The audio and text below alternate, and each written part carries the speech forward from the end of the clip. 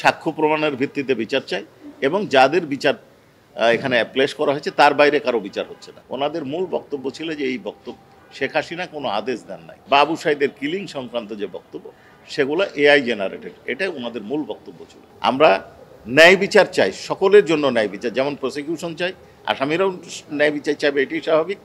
আমরা ভিকটিমরাও যেমন চাইবে, আমরা আইনানুগভাবেই বিচার প্রক্রিয়া অনুসরণ করছি। আশুলিয়ায় যে লাশ পুড়ানোর মতো মর্মান্তিক ঘটনা ঘটেছে সেই মামলা এবং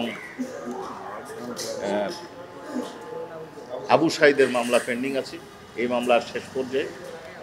এছাড়াও 30 তারিখে আরও একটা মামলার ওপেনিং স্টেটমেন্ট আছে। কাজেই এই সপ্তাহে বা আগামী সপ্তাহের মধ্যে আমরা এই মামলাটা সাক্ষ্য প্রমাণ উপস্থাপন না করে পরের সপ্তাহে আমরা উপস্থাপন করব।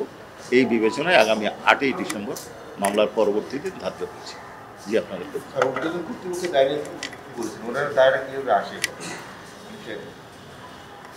হ্যাঁ, আপনাদেরকে বোধহয় আমার একটা কথা বলতে ছুটে গেছে, সেটা হচ্ছে সিডিআর এখন ঊর্ধ্বতন, উনি মাহবুবুল আলম হানিফ সাহেব আওয়ামী লীগের একজন পদাধিকারী এবং তিনি ভিন্ন সময় বিভিন্ন বক্তব্য আমাদের পত্রপত্রিকার মাধ্যমে ভিডিও ক্লিপসে পেয়েছি। এছাড়াও তিনি নিয়মিত এই যে অন্য 3 জন আসামির সাথে যোগাযোগ করে নির্দেশ দিয়েছেন, এসপি সাহেবের সাথে নির্দেশ দিয়েছেন এবং আমরা যে এই মামলার এই যে কমপ্লেন রেজিস্টার সেইখানে আরেকজন অ্যাকিউজ যেটা 30 তারিখে আছে, সেই মামলার ফোনালাপ এবং শেখ হাসিনার বক্তব্যের সাথে এর মামলার একটা স্ট্রং ম্যাকশন করেছে সার্বিক বিবেচনায়। এবং এদের নির্দেশ ছাড়া আপনারা গত 15 বছরে দেখেছেন যে আইন শৃঙ্খলা রক্ষাকারী বাহিনী আওয়ামী লীগ নেতাদের নির্দেশনার বাইরে কোনো কিছু করতে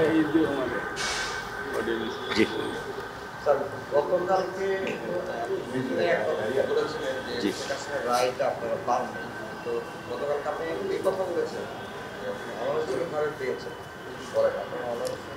আচ্ছা, আমি একটু কথা বলি আপনাদেরকে, যে এইটা নিয়ে পত্রপত্রিকায় অনেক ধরনের কথা হচ্ছে। এই রায় যে জাজমেন্টের দিনে দিতে হবে এটা ম্যান্ডেটরি প্রক্রিয়া, এটা ডিরেক্টরি সিদ্ধান্ত।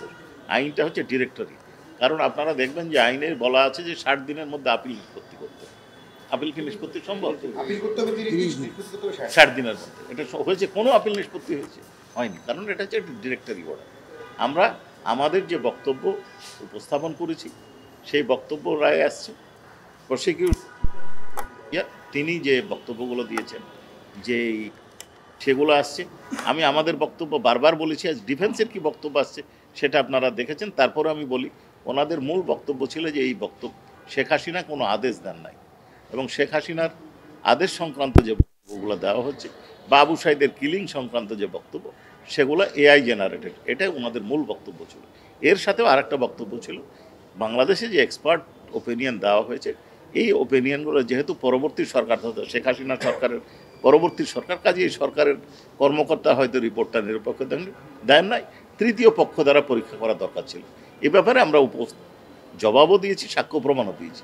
সেটা হচ্ছে এটা British BBC, British broadcasting corporation, এই অর্ডারগুলা, এই ভয়েসটা তার নিরপেক্ষ একটা প্রতিষ্ঠান ইয়ার শর্ট দ্বারা পরীক্ষা করিয়েছেন এবং তার ডকুমেন্টও আমরা ট্রাইব্যুনালে দাখিল করেছিলাম। আর জাজমেন্টের ব্যাপারে বলছেন যে এই কথাগুলাই আছে, এর বাইরে আমরা যে সাক্ষ্য প্রমাণ উপস্থাপন করেছি তার বাইরে কোনো বক্তব্য নাই। সাক্ষ্য প্রমাণের ভিত্তিতেই জাজমেন্ট হয়েছে। জাজমেন্ট তো হয়েছে, কিন্তু আমরা এর আগে কখনো দেখি নাই। আপনি তো প্র্যাকটিস করেছেন না? আপনারা জি জি জি জি জি। যেদিন রায় হয়েছে ওদিন বিকালে ওয়েবসাইটে আমি আপনার সাথে তো ভিন্ন মত বা একমত পোষণ না করে বলছি যে আইনে এটা আছে, কিন্তু এই আইন এটা directory order, not mandatory. Sir বিশেষ 2 এর এতে তো ক্লিয়ার করে বলা আছে যেদিন জাজমেন্ট হবে ওই দিন। আমি তো বলছি এটা ডিরেকশন একটা দেওয়া আছে, ম্যান্ডেটরি না।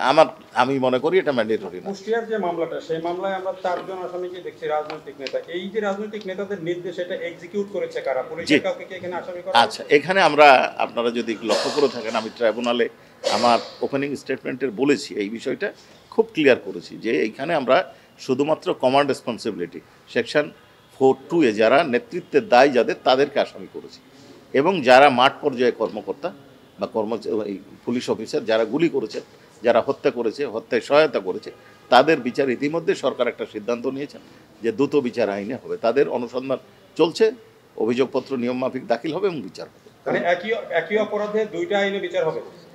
এটা বাংলাদেশের এই আইনই আমাদেরকে পারমিশন দেওয়া আছে যে learned chief prosecutor will decide কোন অংশটুকু নেতৃত্বের দায়ের অংশটুকু এখানে বিচার করতে পারেন, বাকিটা লোয়ার কোর্টে ট্রায়াল হতে পারে, এটা কোনো বাধা নেই।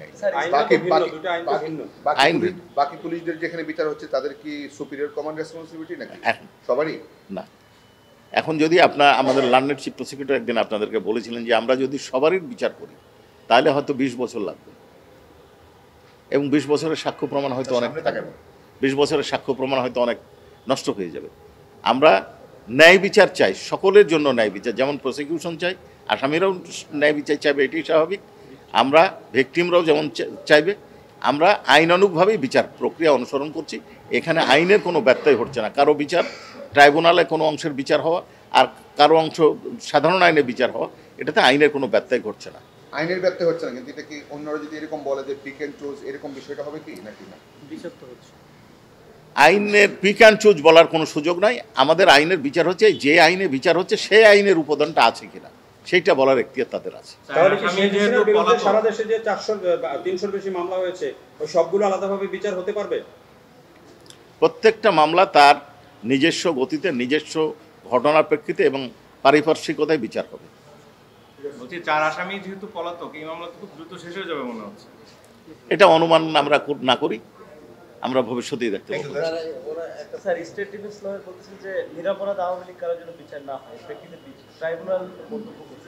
ট্রাইব্যুনাল আলোচনার পর্যায়ে তো অনেক কথাই বলতে পারেন। আমি যেটা বলেছি আমি শুধু এটুকু বলতে পারি, আমরা সাক্ষ্য প্রমাণের ভিত্তিতে বিচার চাই এবং যাদের বিচার এখানে প্লেস করা হয়েছে তার বাইরে কারো বিচার হচ্ছে না।